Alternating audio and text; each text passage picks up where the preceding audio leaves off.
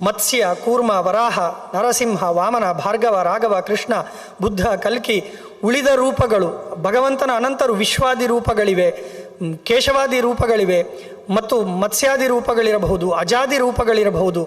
ಎಲ್ಲ ರೂಪಗಳಲ್ಲಿಯೂ ಭಗವಂತ ಏಕಪ್ರಕಾರ ಶಕ್ತಿಪೂರ್ಣ ಇದೆ. ಎಲ್ಲ ರೂಪಗಳಲ್ಲಿ ವಾಮನ ರೂಪದಲ್ಲಿ ಹೇಗಿದ್ದಾನೋ ನರಸಿಂಹ ರೂಪದಲ್ಲಿಯೂ ಭಗವಂತನಲ್ಲಿ ಅಷ್ಟೇ ಶಕ್ತಿ ಇದೆ. ನರಸಿಂಹನಲ್ಲಿ ಯಾವ ಶಕ್ತಿ ಇತ್ತೋ ಪರಾಕ್ರಮ, ವಾಮನ ರೂಪದಲ್ಲಿಯೂ ಕೂಡ ಅಷ್ಟೇ ಪರಾಕ್ರಮ ಇದೆ. ಭಗವಂತ ಅಭಿವ್ಯಕ್ತಿಗೊಳಿಸಲಿಲ್ಲ ಅಷ್ಟೆ. ಎಲ್ಲ ರೂಪಗಳಲ್ಲಿಯೂ ಭಗವಂತನ ಅಷ್ಟೇ ಜ್ಞಾನ ಮತ್ತು ಅಷ್ಟೇ ಶಕ್ತಿ ಪರಾಕ್ರಮ ಇರುತ್ತೆ. ಈ ಥರ ನಾವು ಚಿಂತನೆ ಮಾಡಬೇಕು. ಅದು ಬೇರೆ, ಅದರಲ್ಲಿ ಸ್ವಲ್ಪ ಕಡಿಮೆ ಶಕ್ತಿ ಇದೆ ದೇವರಿಗೆ ವಾಮನ ರೂಪದಲ್ಲಿ. ನರಸಿಂಹ ರೂಪದಲ್ಲಿ ಒಳ್ಳೆ ಪರಾಕ್ರಮಿಯಾಗಿದ್ದಾನೆ. ಮತ್ತು ರಾಮಚಂದ್ರನಾದಾಗ ತುಂಬ ಸೌಮ್ಯ, ಏನು ಶಕ್ತಿ ಇರಲಿ, ಹಾಗೆ ಚಿಂತನೆ ಮಾಡಲಿಕ್ಕೆ ಇಲ್ಲ ಅಂತ. ಆ ಥರ ಚಿಂತನೆ ಮಾಡುವುದು ಒಂದು ದ್ವೇಷ ಅಂತ ಹೇಳುತ್ತೆ ಶಾಸ್ತ್ರ. ಅಷ್ಟೇ ಅಲ್ಲದೆ ವಿಷ್ಣುವನ್ನು ಭಕ್ತಿ ಮಾಡುವವರ ದ್ವೇಷವೂ ಕೂಡ ಒಂದು ದೇವರ ದ್ವೇಷ ಅಂತ. ದೇವರು ತನ್ನವರನ್ನು ಎಂದಿಗೂ ಬಿಟ್ಟು ಕೊಡುವುದಿಲ್ಲ. ದೇವರು ಒಂದು ಪಕ್ಷ ತನ್ನನ್ನು ವಿರೋಧ ಮಾಡುವವರಿಗೆ ಏನೋ ಒಂದು ಕ್ಷಮಿಸಿಯಾನು, ತನ್ನ ಭಕ್ತರನ್ನು ದ್ವೇಷ ಮಾಡ್ತಾ ಇದ್ದಾನೆ ಅಂದರೆ ಭಗವಂತ ಕ್ಷಮಿಸೋದಿಲ್ಲ. ನಮೇ ಭಕ್ತ ಪ್ರಣಶ್ಯತಿ, ಇದು ಕೃಷ್ಣನ ವಾಕ್ಯ. ನಾನು ಭಕ್ತರ ಕೈ ಬಿಡುವುದಿಲ್ಲ ಅಂತ. ಯಾಕೆಂದರೆ ಭಕ್ತರಂದರೆ ದೇವರಿಗೆ ಅಷ್ಟು ಪ್ರೀತಿ. ಯಾಕೆಂದರೆ ಅವರು ಸರ್ವಾತ್ಮನ ದೇವರಿಗೆ ಅರ್ಪಿಸಿಕೊಂಡಿರ್ತಾರೆ ತಮ್ಮನ್ನು ತಾವು. ಆದ್ದರಿಂದ ದೇವರಿಗೆ ಅಷ್ಟು ಪ್ರೀತಿ, ಎಂದಿಗೂ ಬಿಟ್ಟು ಕೊಡುವುದಿಲ್ಲ ಅಂತ. ಅದರ ಜೊತೆಗೆ ಜೀವರಲ್ಲಿ ಪರಸ್ಪರ ಭೇದವನ್ನು ಒಪ್ಪದೇ ಇರುವುದು. ಎಲ್ಲರೂ ಒಂದೇ ಆಗುವುದಿಲ್ಲ. ಆ ಜೀವನೇ ಬೇರೆ, ಈ ಜೀವನೇ ಬೇರೆ. ಎಲ್ಲರಿಗೂ ಅವರವರ ಯೋಗ್ಯತೆಗೆ ತಕ್ಕಂತೆ ಅವರು ಭೂಮಿಗೆ ಬರ್ತಾರೆ, ಅವರು ಕರ್ಮವನ್ನು ಉಣ್ತಾರೆ, ಪುಣ್ಯನೋ ಪಾಪನೋ ಸಂಪಾದನೆ ಮಾಡ್ತಾರೆ, ಮತ್ತೆ ಹೋಗ್ತಾರೆ. ಎಲ್ಲರೂ ಬೇರೆ ಬೇರೆಯೇ, ಎಲ್ಲರೂ ಒಂದೇ ಆಗಲಿಕ್ಕೆ ಸಾಧ್ಯ ಇಲ್ಲ. ಮತ್ತು ದೇವರನ್ನು ಜೀವನನ್ನು ಒಂದೇ ಆಗಿ ತಿಳಿಯುವುದು ಒಂದು ದ್ವೇಷ ಅಂತ ಹೇಳ್ತಾರೆ. ಜೀವನನ್ನು ದೇವ ಅಂತ ತಿಳಿಯುವುದು, ದೇವ ಜೀವ ಒಂದೇ ಆಗಲಿಕ್ಕೆ ಸಾಧ್ಯವೇ ಇಲ್ಲ. ಯಾಕೆಂದರೆ ದೇವ ಅವನು ಎಲ್ಲ ಗುಣಗಳಿವೆ, ಜೀವ ಅಲ್ಪ ಗುಣ. ಅವನಿಗೇನು ಜ್ಞಾನವೇ ಇಲ್ಲ. ಅವನು ಯಾಕೆ ಬಂದಿದ್ದೇನೋ ಗೊತ್ತಿಲ್ಲ. ಅವನಿಗೆ ಒಂದು 10 ದಿನದ ಹಿಂದೆ ತಿಂದ ಪದಾರ್ಥದ ಜ್ಞಾನವೇ ಇಲ್ಲ. ಅವನು ಸರ್ವಜ್ಞನಾಗಲಿಕ್ಕೆ ಹೇಗೆ ಸಾಧ್ಯ? ಜೀವ ಭಗವಂತನ ಪ್ರತಿಬಿಂಬನಾಗಿ ಬರ್ತಾನೆ. ಅವನ ಕರ್ಮಕ್ಕೆ ಅನುಸಾರವಾಗಿ ಭಗವಂತ ಇಲ್ಲಿಗೆ ಹಾಕ್ತಾನೆ. ಆದರೆ ಜೀವನಿಗೆ ನಾಶ ಇಲ್ಲ. ಅಚ್ಛೇದ್ಯೋಯಂ ಅದಾಹ್ಯೋಯಂ ಅಕ್ಲೇದ್ಯೋ ಶೋಷೇವಚ ನಿತ್ಯ ಸರ್ವಗತ ಸ್ಥಾಣು ಅಚಲೋಯಂ ಸನಾತನಃ ಅಂತ. ಅವನು ಏನು ಮಾಡಿದರೂ ಪರಮಾತ್ಮನನ್ನು ನಾಶ ಮಾಡಲಿಕ್ಕಾಗೋದಿಲ್ಲ, ಭಗವಂತನ ಪ್ರತಿಬಿಂಬರಾದ ಜೀವರನ್ನು ನಾಶ ಮಾಡಲಿಕ್ಕಾಗೋದಿಲ್ಲ. ವಾಸಾಂಸಿ ಜೀರ್ಣಾನಿ ಯಥಾ ವಿಹಾಯ ನವಾನಿ ಗೃಹ್ಣಾತಿ ನರೋಪರಾಣಿ ತಥಾ ಶರೀರಾಣಿ ವಿಹಾಯ ಜೀರ್ಣಾನಿ ಅನ್ಯಾನಿ ಸಂಯಾತಿ ನವಾನಿ ದೇಹಿ. ಕೊಳೆಯಾದ ಬಟ್ಟೆಯನ್ನು ತೆಗೆದು ಆಚೆ ಹಾಕಿದಂತೆ ಜೀವ ಜೀರ್ಣವಾದ ದೇಹವನ್ನು ತೆಗಿತಾನೆ, ಹೊಸ ದೇಹವನ್ನು ಮತ್ತೆ ಪಡಿತಾನೆ. ಕೃಷ್ಣ ಕೇಳ್ತಾನೆ, ಯಾಕೆ ತಲೆ ಕೆಡಿಸ್ಕೊಳ್ತೀವಿ? ಹೊಸ ದೇಹ ಬರ್ತದೆ ಅಂದರೆ ಖುಷಿ ಪಡಬೇಕಲ್ವ? ಆದ್ದರಿಂದ ಹೇಗೆ ಅದು ಹೇಳ್ತಾನೆ, ದೇಹಿನೋಸ್ಮಿನ್ ಯಥಾ ದೇಹೇ ಕೌಮಾರಂ ಯೌವನಂ ಜರ ತಥಾ ದೇಹಾಂತರ ಪ್ರಾಪ್ತಿ ಧೀರಸ್ತತ್ರನ ಮುಖ್ಯತಿ ಅಂತ. ಒಂದು ದೇಹದಲ್ಲಿ ಬಾಲ್ಯಾವಸ್ಥೆಯೂ ಇರುತ್ತೆ. ಈ ದೇಹಕ್ಕೆ ನನಗೆ ಅನುಭವ ಆಗ್ತಾ ಇರುತ್ತೆ. ನಾನು ಚಿಕ್ಕವನಿದ್ದಾಗ ಹೀಗೆ ಮಾಡಿದ್ದೆ, ಯೌವನದಲ್ಲಿ ಹೀಗಿದ್ದೇನೆ, ಮುಪ್ಪಿನಲ್ಲಿ ಹೀಗಿರಬಹುದು. ಮುಪ್ಪಿನಲ್ಲಿ ಎಲ್ಲದರ ಅನುಭವ ಆ ಜೀವಕ್ಕೆ ಆಗ್ತಾ ಇರುತ್ತೆ. ಬಿಡ್ತಾನೆ, ಹೊಸ ದೇಹವನ್ನು ಪಡಿತಾನೆ. ಆದ್ದರಿಂದ ಜೀವನಿಗೆ ನಾಶ ಇಲ್ಲ. ಇದನ್ನು ಚೆನ್ನಾಗಿ ಅರಿತುಕೊಂಡವರು ಹಿಂದಿನ ಕಾಲದವರು ಸಾವಿಗೆ ತಲೆ ಕೆಡಿಸ್ಕೊಳ್ತಾ ಇರಲಿಲ್ಲ. ಅದನ್ನು ಗೆಲ್ಲುವ ಉಪಾಯವನ್ನು ಹುಡುಕ್ತಾ ಇದ್ದರು. ಮತ್ತು ಗೆಲ್ಲುವುದಂದರೆ ಹಾಗೆ ಹೀಗೆ ಅಲ್ಲ, ಮಾರ್ಕಂಡೇಯನಂತೆ ಮೋಕ್ಷ ಸಿದ್ಧಿಗಾಗಿ ಭಗವಂತನನ್ನೇ ಆರಾಧನೆ ಮಾಡ್ತಾ ಇದ್ರು ಅಂತ. ಅವನು ಯಮ ಹೇಳುವಾಗ ಹರಿದ್ವೇಷಿಗಳಿಗೆ ನಾನು ಬಿಡುವುದಿಲ್ಲ ಅಂತ. ಹರಿದ್ವೇಷ ಮಾಡುವವರನ್ನು ನಾನು ಶಿಕ್ಷಿಸ್ತೇನೆ. ಮತ್ತು ಗುರುವಿಮುಖಾನ್, ಗುರುದ್ವೇಷ ಮಾಡುವುದು, ಇದು ಇನ್ನೂ ಘೋರ. ಇದು ಗುರುಗಳ ನಿಂದನೆ ಮಾಡುವುದು, ಗುರುದ್ವೇಷವನ್ನು ಮಾಡುವುದು, ಇದನ್ನು ಸಹಿಸಲಿಕ್ಕೆ ಸಾಧ್ಯವೇ ಇಲ್ಲ. ಕೃಷ್ಣನೂ ಕೂಡ ಗುರುಗಳಲ್ಲಿ ಅಧ್ಯಯನವನ್ನು ಮಾಡಿ ಬಂದವನು. ಅದರಿಂದ ಗುರುಗಳಿಗೆ ಅಷ್ಟು ದೊಡ್ಡ ಸ್ಥಾನವನ್ನು ಶಾಸ್ತ್ರಕಾರ ಕೊಟ್ಟಿದ್ದಾರೆ. ಅದನ್ನು ಹೇಳ್ತಾರೆ ಆಚಾರ್ಯರು ಹೇಳುವಾಗ, ಶುಭಾನ್ ಧ್ಯಾಯಂತಿ ಏಕಾಮಾನ್ ಗುರುದೇವ ಪ್ರಸಾದಜಾನ್ ಇತರಾನ್ ಪಾಪೋತ್ಥಾನ್ನ ತೇಷಾಂ ವಿದ್ಯಾ ಫಲಿಷ್ಯತಿ ಅಂತ. ಒಳ್ಳೆಯದಾಯಿತು, ನಮಗೇನು ಜೀವನದಲ್ಲಿ ಏನಾದರೂ ಒಳ್ಳೆಯದಾಯಿತು ಅಂದರೆ ಅದನ್ನು ನಾವು ಗುರುಗಳು ಹರಿಗುರುಗಳ ಅನುಗ್ರಹ ಅಂತ ಹೇಳಿಬಿಡ್ಬೇಕಂತ. ನನ್ನಿಂದಾಯಿತು ಅಂತ ಯಾವತ್ತೂ ಹೇಳ್ಕೊಳ್ಬಾರ್ದು ಅಂತ.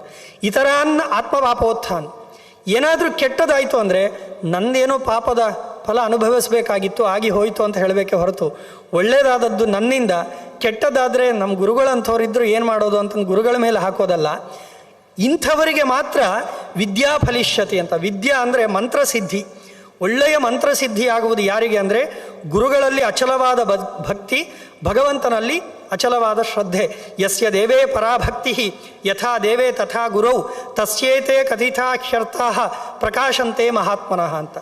ಭಗವಂತನಲ್ಲಿ ಹೇಗೆ ನಾವು ಭಕ್ತಿಯನ್ನು ಮಾಡ್ತೇವೋ ಹಾಗೆಯೇ ಗುರುಗಳಲ್ಲಿ ಯೋಗ್ಯತಾನುಸಾರವಾಗಿ ದೇವತೆಗಳಲ್ಲಿ ಮತ್ತು ಗುರುಗಳಲ್ಲಿ ಹಾಗೆಯೇ ಭಕ್ತಿ ಮಾಡಿದರೆ ಮಾತ್ರ ನಮ್ಮ ಜೀವನದ ಏಳಿಗೆಗೆ ಅದು ಕಾರಣವಾಗುತ್ತೆ ಅಂತ ಶಾಸ್ತ್ರ ತಿಳಿಸಿಕೊಡುತ್ತೆ. ಯಮ ಹೇಳುವಾಗ ಹರಿಗುರು ವಿಮುಖಾನ್ ಪ್ರಶಾಸ್ಮಿ ಮರ್ತ್ಯಾನ್. ನೋಡಿ, ಎಂಥೆಂಥ ದೊಡ್ಡವರು ಕೂಡ ಗುರುಗಳ ಹತ್ರ ಹೋಗಿಯೇ ಕೇಳಿದ್ದು. ನಾರದರು ಛಾಂದೋಗ್ಯದಲ್ಲಿ ಬರುತ್ತೆ. ಅವರು ಒಬ್ಬ ಋಷಿಗಳ ಹತ್ರ, ಹೆಸರು ನೆನಪಾಗ್ತಾ ಇಲ್ಲ, ಆ ಋಷಿಗಳ ಹತ್ರ ಹೋಗಿ ಜ್ಞಾನೋಪದೇಶವನ್ನು ಮಾಡಿ ಅಂತ ಕೇಳ್ತಾರೆ. ಸರಿ ಆಯ್ತಪ್ಪ, ಏನು ಕಲಿತು ಬಂದಿದ್ದಿ ಹೇಳು ಅಂತ ನಾರದರಿಗೆ ಪ್ರಶ್ನೆ ಮಾಡ್ತಾರೆ ಗುರುಗಳು. ಅವರು ನನಗೀಗ ಅಷ್ಟು ಕಂಠಸ್ಥ ಇಲ್ಲ, ಆದರೆ ಪುಸ್ತಕದಲ್ಲಿಯೇ ಒಂದು 4-5 ಸಾಲಿದೆ. ಋಗ್ವೇದಂ ಭಗವೋಧ್ಯೇಮಿ ಯಜುರ್ವೇದಂ ಸಾಮವೇದಂ ಅಥರ್ವಣಂ ಇತಿಹಾಸ ಪುರಾಣ ಪಂಚಮೋ ವೇದಾನಾಂ ವೇದಂ ಕ್ಷತ್ರವಿದ್ಯಾಂ ಭೂತವಿದ್ಯಾಂ ಈ ಥರ ಹೇಳ್ತಾ ಹೋಗ್ತಾರೆ. ಒಂದು 4-5 ಸಾಲುಗಳು. ಇಷ್ಟು ಕಲ್ತಿದ್ದೇನೆ, ಆದರೂ ನನಗೆ ಉಪದೇಶ ಕೊಡಿ ಅಂತ ನಾರದರು ಹೋಗ್ತಾರಂತೆ.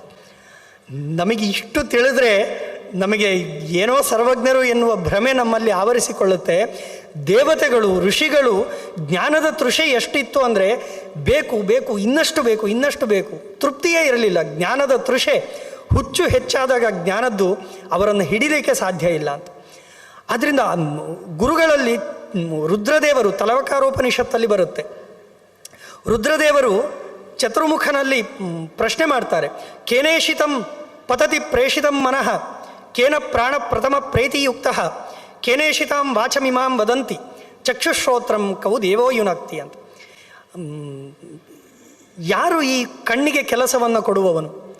ಪತತಿ ಪ್ರೇಷಿತಂ ಮನಃ, ರುದ್ರದೇವರು ಮನಸ್ಸಿಗೆ ನಿಯಾಮಕರು. ನೋಡಿ, ರುದ್ರನನ್ನು ಆರಾಧನೆ ಮಾಡಬೇಕಾದ್ರೆ ನಮ್ಮ ಮನಸ್ಸನ್ನು ಹಿಡಿತದಲ್ಲಿಡುವಂತೆ ಅನುಗ್ರಹ ಮಾಡುವಂಥ ರುದ್ರನನ್ನು ಕೇಳ್ಕೊಳ್ಬೇಕಂತ. ಯಾಕಂದರೆ ಮನೋನಿಯಾಮಕ ರುದ್ರದೇವರು. ಮತ್ತು ರುದ್ರನಷ್ಟೇ ಅಲ್ಲ, ವಿರಕ್ತಿಯನ್ನು ಕೊಡು, ವೈರಾಗ್ಯವನ್ನು ಕೊಡು, ವಿಷಯಗಳ ಮೇಲೆ ನನಗೆ ಆಸೆ ಬರದಂತೆ ಮಾಡುವಂಥ ರುದ್ರನಲ್ಲಿ ಪ್ರಾರ್ಥನೆ ಮಾಡಬೇಕಂತ. ಮತ್ತು ವಿಷ್ಣು ಭಕ್ತಿ, ವೈಷ್ಣವಾಗ್ರೇಸರ ಅಂತ ದಾಸರು ಕೊಂಡಾಡ್ತಾರೆ. ಆದ್ದರಿಂದ ಅಂತಹ ಮನೋಭಿಮಾನಿಯಾದಂತಹ ರುದ್ರನೇ ಚತುರ್ಮುಖನಲ್ಲಿ ಕೇಳುವಾಗ ಕೇನೇಷಿತಂ ಪತತಿ ಪ್ರೇಷಿತಂ ಮನಃ ಕೇನ ಪ್ರಾಣ. ಪ್ರಾಣ ಯಾರ ಅಧೀನದಲ್ಲಿ ಕೆಲಸ ಮಾಡುತ್ತೆ, ಮನಸ್ಸು ಯಾರ ಅಧೀನದಲ್ಲಿ ಕೆಲಸ ಮಾಡುತ್ತೆ, ಕಣ್ಣು ಕಿವಿ ಯಾರ ಅಧೀನದಲ್ಲಿ ಇದ್ದುಕೊಂಡು ಕೆಲಸ ಮಾಡುತ್ತೆ, ನನಗೆ ಉಪದೇಶ ಮಾಡಿ ಅಂತ. ಚತುರ್ಮುಖ ಮುಂದೆ ಶ್ರೋತ್ರಸ್ಯ ಶ್ರೋತ್ರಂ ಮನಸೋ ಮನೋಯತ್ ವಾಚೋಹ ವಾಚಂ ಸವು ಪ್ರಾಣಸ್ಯ ಪ್ರಾಣ. ಕಿವಿಗೂ ಕಿವಿಯ ಅಭಿಮಾನಿ ದೇವತೆಗೂ ಶಕ್ತಿಯನ್ನು ಕೊಟ್ಟವನು, ಮಾತಿನ ಅಭಿಮಾನಿ ದೇವತೆಗೂ ಮಾತಿನ ಶಕ್ತಿಯನ್ನು ಕೊಟ್ಟವನು, ಮನೋಭಿಮಾನಿಗೂ ಮನಸ್ಸಿನಲ್ಲಿ ಇದ್ದುಕೊಂಡು ನಿಯಂತ್ರಣ ಮಾಡುವ ಶಕ್ತಿಯನ್ನು ಕೊಟ್ಟವನು, ಅವನೇ ಪ್ರಾಣನಿಗೂ ಪ್ರಾಣ ಭಗವಂತ. ಚೆನ್ನಾಗಿದೆ. ಚತುರ್ಮುಖ ನೋಡಿ, ರುದ್ರದೇವರು ಕೇಳುವಾಗ ನಿಮಗೆ ಚೆನ್ನಾಗಿ ಗೊತ್ತಿದೆ ಅಲ್ವಾ, ಉತ್ತರ ಕೊಡಿ ಅಂದಾಗ ಚತುರ್ಮುಖ ಹೇಳೋದೇನು ಗೊತ್ತಾ? ಎಲ್ಲರೂ ತಿಳ್ಕೊಂಡಿದ್ದಾರೆ ಚತುರ್ಮುಖನಿಗೆ ಚೆನ್ನಾಗಿ ಗೊತ್ತಿದೆ ಅಂತ. ಆ ಗೊತ್ತಿದೆ, ಆದರೆ ಅವ್ರು ಎಷ್ಟು ತಿಳ್ಕೊಂಡಿದ್ದಾರೋ ಅವ್ರಿಗಿಂತ ಜಾಸ್ತಿ ಗೊತ್ತಿದೆ. ಆದರೆ ಅವ್ರು ಏನು ತಿಳ್ಕೊಂಡಿದ್ದಾರೋ ಚತುರ್ಮುಖನಿಗೆ ಇಷ್ಟೆಲ್ಲ ಗೊತ್ತಿದೆ ಅಂತ ಅಷ್ಟು ನನಗೆ ತಿಳಿದಿಲ್ಲ, ಆದರೆ ಅವರಿಗೆಲ್ಲರಿಗಿಂತ ನನಗೆ ಜಾಸ್ತಿ ತಿಳಿದಿದೆ. ಮನ್ಯೇ ವಿದಿತಂ ನಾಹಮನ್ಯೇ ಸುವೇದೇತಿ ನೋನವೇದೇತಿ ವೇದಚ ಎಸ್ತದ್ವೇದ ತದ್ವೇದ ನೋನವೇದೇತಿ ವೇದಚ. ತಿಳಿದಿಲ್ಲ ಅಂತ ನನಗಿಲ್ಲ, ತಿಳಿದಿದೆ. ಆದರೆ ಅವ್ರು ಏನು ಎಕ್ಸ್ಪೆಕ್ಟ್ ಮಾಡ್ತಾ ಇದ್ದಾರೆ ನನ್ನಿಂದ ಅಷ್ಟು ನನಗಿಲ್ಲ. ಯಾಕಂದರೆ ಭಗವಂತನಿಗೆ ಎಲ್ಲ ಗೊತ್ತು, ನಾನೇನು ಅವನ ಅನುಗ್ರಹದಿಂದ ಸ್ವಲ್ಪ ತಿಳ್ಕೊಂಡಿದ್ದೇನೆ. ಅಲ್ಲಿ ತುಂಬ ಚೆನ್ನಾಗವಾದ ಉಪನಿಷತ್ತುಗಳು ನೋಡಬೇಕು, ತುಂಬ ಅದ್ಭುತವಾದ ಮಾತುಗಳು. ಎನ್ ಮನಸಾನ ಮನುತೆ ಏನಾಹುರು ಮನೋಮತಂ ತದೇವ ಬ್ರಹ್ಮತ್ವಂ ವಿದ್ಧಿ ನೇದಂ ಯದಿದಮುಪಾಸತೆ ಯಚ್ಚಕ್ಷುಷಾ ಪಶ್ಯತಿ ಏನ ಚಕ್ಷುರು ಪಶ್ಯತಿ ತದೇವ ಬ್ರಹ್ಮತ್ವಂ ವಿದ್ಧಿ ನೇದಂ ಯದಿದಮುಪಾಸತೆ ಯಚ್ಛೋತ್ರೇಣ ಶೃಣೋತಿ ಏನ ಶ್ರೋತ್ರಮಿದಂ ಶ್ರುತಂ ತದೇವ ಬ್ರಹ್ಮತ್ವಂ ವಿದ್ಧಿ ನೇದಂ ಯದಿದಮುಪಾಸತೆ ಅಂತ.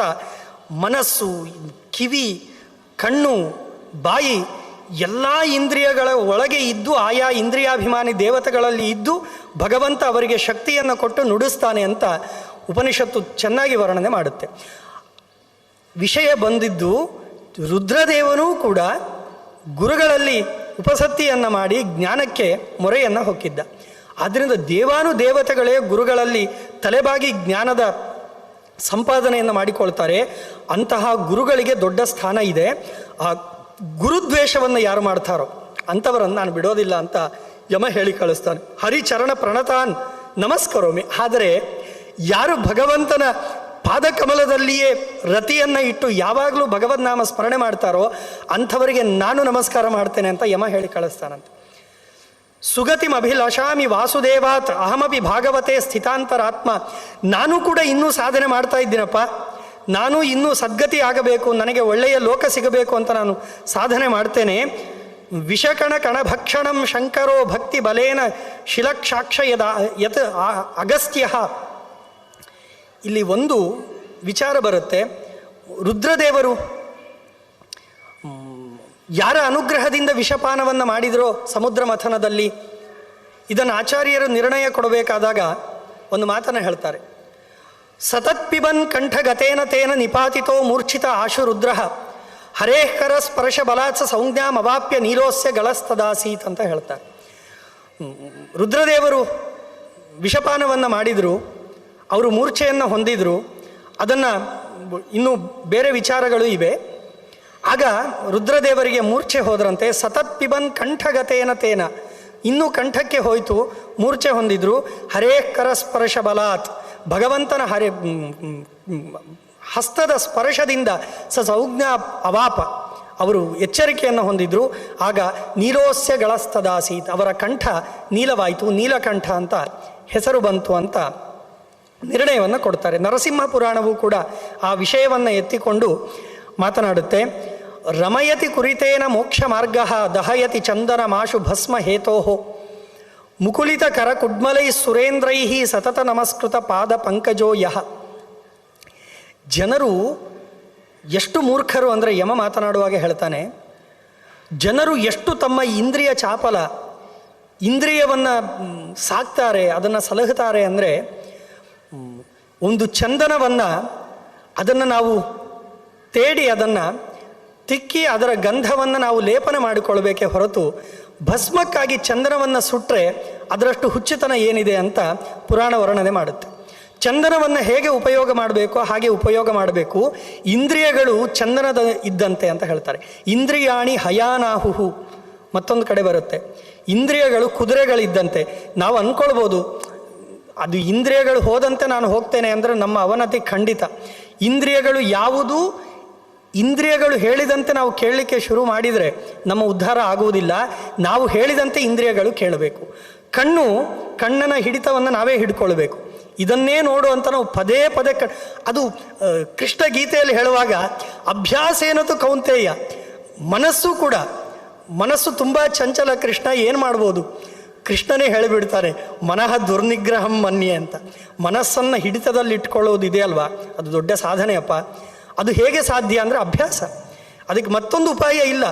ಇವತ್ತಿಂದ ನನ್ನ ಮನಸ್ಸು ನಿಗ್ರಹದಲ್ಲಿ ಬರುತ್ತೆ, ನಾಳೆ ಆಗುತ್ತೆ, ನಾಡಿದ್ದಾಗುತ್ತೆ, ಆಗೋದೇ ಇಲ್ಲ. ಇಡೀ ನಮಗೆ 100 ವರ್ಷ ಹೋದರೂ ಕೂಡ, 100 ವರ್ಷದ ಹಣ್ಣಣ್ಣು ಮುದುಕ ಆದರೂ ಕೂಡ ಮನಸ್ಸು ಚಂಚಲವೇ ಮನಸ್ಸಿನ ಸ್ವಭಾವ.